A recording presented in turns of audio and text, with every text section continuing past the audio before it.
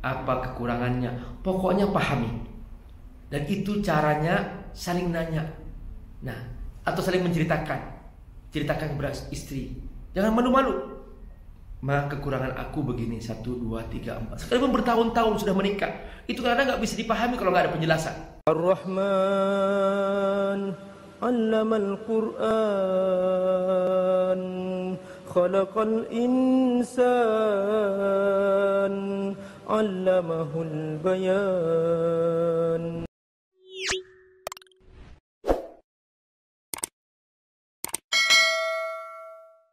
Nah, makanya di sini cara sabar ada beberapa kunci.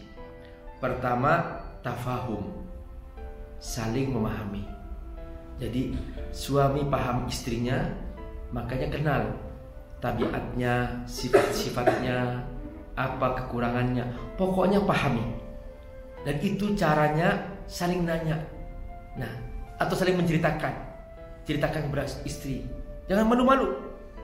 Ma, kekurangan aku begini, 1, 2, 3, 4. Sekalipun bertahun-tahun sudah menikah, itu kadang nggak bisa dipahami kalau nggak ada penjelasan.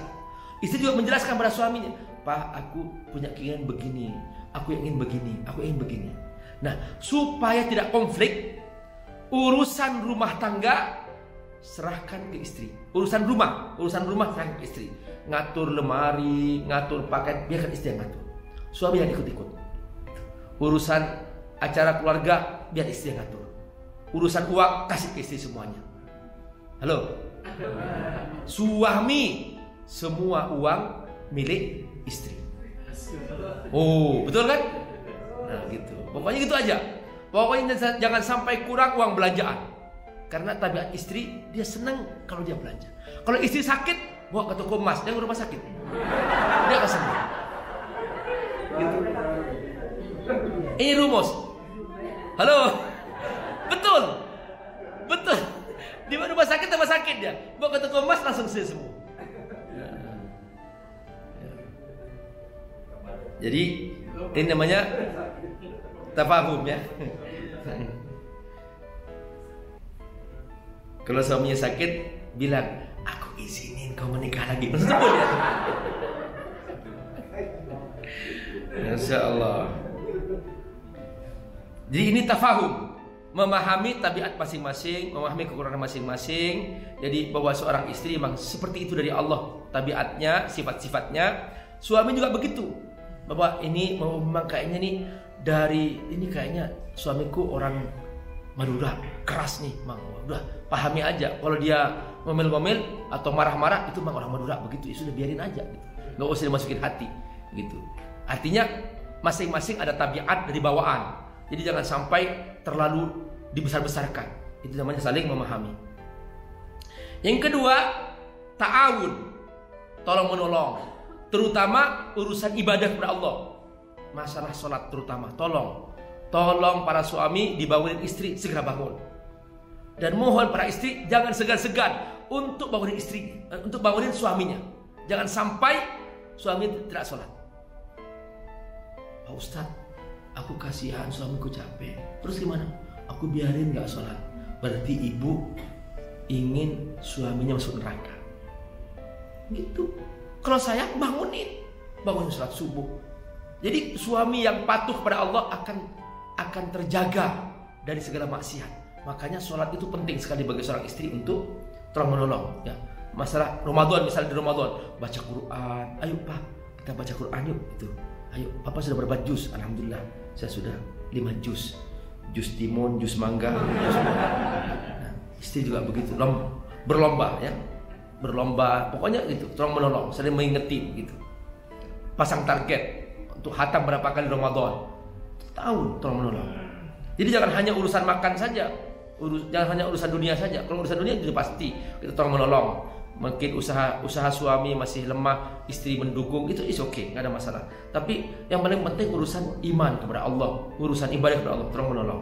Kemudian takaful, saling menanggung. Ya, mungkin usaha suami nggak mencukupi untuk kebutuhan keluarga. Boleh jika istri punya penghasilan, takaful. Entah itu dengan atas nama hutang, karena itu nggak apa-apa. Ini hutang loh, catat ya, catat. Gak apa-apa, biar suami bertanggung jawab. Jangan kemudian Suami mengatakan, mana uang kamu? Itu milikku. Nggak bisa. Itu milik istri. Jadi kalau istri itu mengasih ke keluarga itu dua akadnya, sedekah atau hutang. Kalau hutang wajib mengganti. Suami suatu saat jika Allah buka rezeki wajib mengganti. Seperti itu. Jadi ibu jangan merasa keberatan enggak atau enggak nyaman enggak. Tetap ada syariat di situ, ada aturan di situ bahwa uang istri adalah uang istri. Tapi uang suami milik istri. Istri yang menang kan? Istri singkatan dari apa? Istana suami tempat ridho ilahi. Masya Allah, luar biasa tuh. Masya Allah. Takamul, saling melengkapi. Jadi kekurangan suami, ibu melengkapinya. Ya. Apa kekurangan suami? Oh, suami seringkali nggak rapi, maka ibu membantu merapikannya. Suami seringkali lupa ini lupa itu, ibu mengingatkannya. Tulis jadwalnya, jadwal kerja, jadwal janjian sama teman, jadwal usaha dan seterusnya. Kalau ustadz suaminya jadwal ceramahnya dicatatin dan seterusnya. Itu semua takamul. Nah, juga suami melengkapi kekurangan istri. Misalnya ketika istri ya kekurangannya apa dilengkapi, ya seperti itu. Terus tawasi, saling menasihati. Jangan merasa hina di nasihat istri. Ya. Bu, kalau suami ibu tidak mau mendengar nasihat ibu, itu tanda bahwa suami sudah menyatu dengan ibu. Bukan karena bandel. Pak Ustadz, suamiku bandel. Kenapa? Gak pernah mendengarkan apa kata aku. Itu biasa, Bu. Seperti anak tidak mendengar apa kata orang tuanya. Kenapa? Karena menyatu, merasa menyatu. Kalau istri tidak mau mendengar kata suami, bukan bandel. Memang itu sudah merasa menyatu. Caranya gimana? Harus panggil orang ketiga. Mungkin, yuk kita ziarah yuk kemana? Ke rumah Ustadz. Nah, baru nanti Ustadz yang menyampaikan. Itu boleh. Karena biasanya orang ketiga yang dengar. Tapi kalau suami istri sulit untuk saling menasihati. Sulit. Makanya di rumah itu biasanya di rumah Nabi itu jarang-jarang menasihati enggak. Dia itu lebih kepada bermain, saling tatap-tatapan sama Ibunda Aisyah, saling melempar makanan, melempar buah-buahan, saling minum bekas bibirnya di minumannya dan seterusnya. Jadi pokoknya bergurau di rumah itu Nabi itu. Jadi di rumah itu suami istri bukan saling menggurui. Saya pernah mencoba itu. Saya ustadz kan, pas hari pertama menikah saya sudah bayangin aku akan ngaji kitab setiap hari. Saya langsung duduk sana. Hari pertama masih duduk. Saya baca kitab Riyadhus Shalihin. Nah, Masya Allah.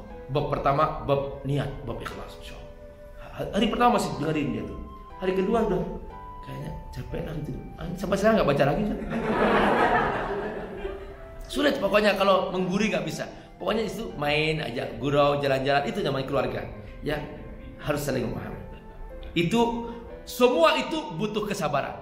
Halo, butuh apa?